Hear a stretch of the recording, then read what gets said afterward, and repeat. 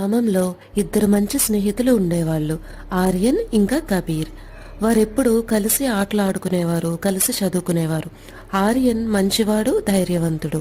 కబీర్ హుషారుగా ఉంటాడు, కొంచెం స్వార్థపరుడు. ఒకరోజు వారు అడవిలో ఉన్న జలపాతాన్ని చూసేందుకు వెళ్లాలని అనుకున్నారు. వారి తల్లిదండ్రులకి ఈ విషయం చెప్పి ఆనందంగా అడవిలోకి నడక మొదలెట్టారు. అడవి లోపలికి వెళ్లే కొద్దీ వింత శబ్దాలు వినిపించాయి. దూరంగా కొండరాళ్లు విరిగిపడుతున్నాయి. ఇద్దరు ప్రకృతి అందాల్ని ఆస్వాదిస్తున్నారు. ఇలా ఉండగా ఒక పెద్ద ఎలుగుబంటి చెట్టు వెనుక నుండి నెమ్మదిగా వస్తోంది. అది చూసిన కబీర్ భయంతో చెట్టుపైకి ఎక్కేశాడు. ఆర్యన్ ఏం చేయాలో అర్థం కాక భయంతో అక్కడే నేలపై పడుకుండిపోయాడు. ఎలుగుబంటి కొన్ని క్షణాలు ఆగి అతని చెవిలో ఏదో మెల్లగా చెప్పినట్టు కనిపించింది. తర్వాత అది నెమ్మదిగా వెనక్కి తిరిగి అడవిలోకి వెళ్లిపోయింది.